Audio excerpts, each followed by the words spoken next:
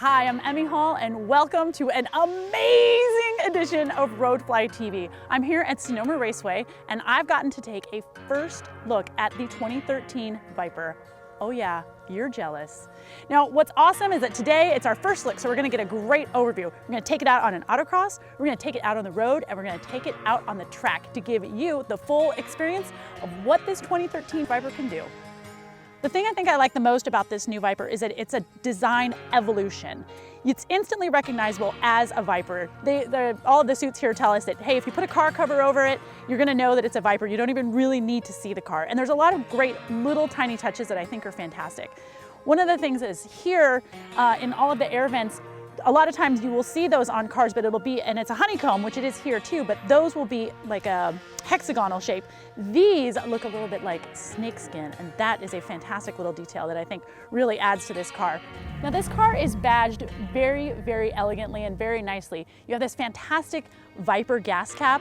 Our car does have the SRT badging on it, but it's not overly done. On some of these SRTs, it's like featured 10 times. On this car, it's just on the front, which is great. And they've redesigned the Viper badge itself. So in the past, if you turn it upside down, it looked a little bit like Daffy Duck. There was that internet meme that was going around, but not so anymore. Now it is pure venom. So I think the feature I like the most on the exterior of this car are the side pipes down here, because the exhaust note on this car is so good. So when you're out there and you like rev it, or you're at a stoplight and you kind of, look at the guy next to you and you give him a little, hey, what's up, you want to race? And that noise just comes, not noise, it's music, just comes right out, comes right into your window. And it's just like, oh, the angels are so, oh my God!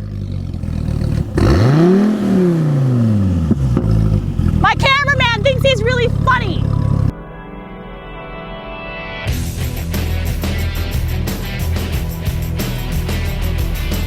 So a big goal for Dodge in this car was they wanted to make this car more accessible, the performance. They wanted to make it accessible to your everyday average driver.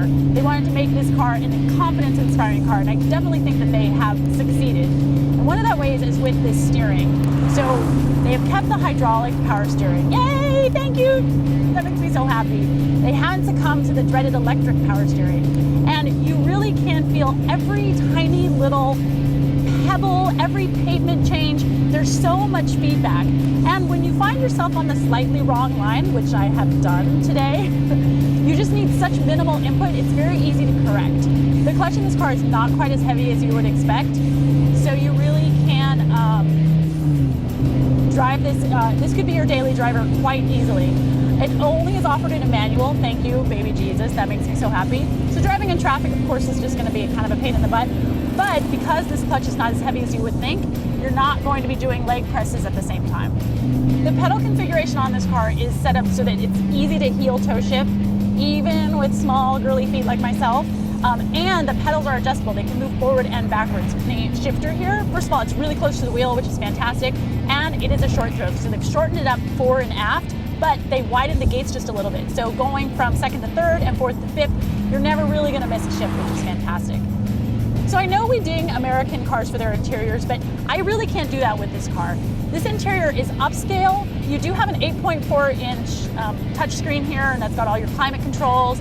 There is an optional navigation system, and they do have performance pages, so when you're out on the track, you can send all those, all your data up to the cloud, come back, download it, see how you've been doing for the day, which that is just fantastic.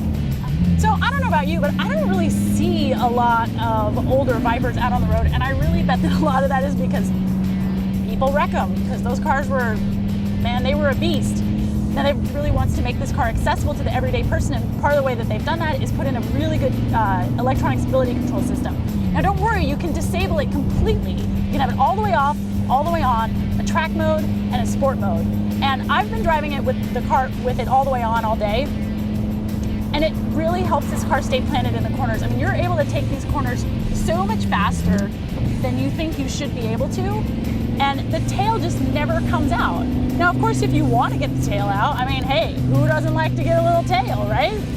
You can do that, but if you really want to be secure and you want some confidence, just keep that traction control on and hammer down.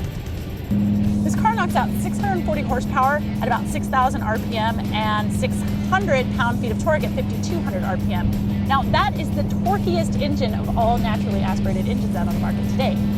And that 640 horsepower peaks at about 6,200 RPM, and your rev limiter is at 6,400 RPM. So you really got to wind this thing up to get all that peak horsepower. So thank God I got about 2 feet of rubber in the back tires. I mean, those tires are enormous. So this car is going to get to 60 in the low 3-second range, and you're going to get to 100 in under 12 seconds. Now, not that I would know, because of course I always obey the speed limit, but I will tell you that when you are going 100 in this car, it really doesn't feel like it. You can also get to 100 in third gear. Again, not that I would know, I'm just reporting what other people have told me. Ding, hello. So we're here in the wine country, and it's beautiful.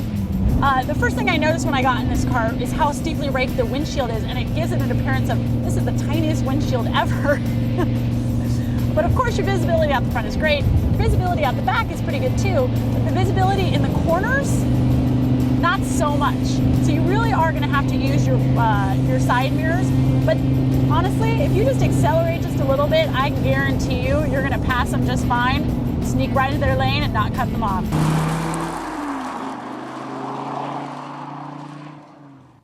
Now make no mistake, this is a supercar. And what's awesome is that it's an American supercar, and it rivals any Ferrari you've seen out there, any Lamborghini you've seen, any Aston Martin. I love the fact that we still have some American muscle that's representing the US in the supercar race.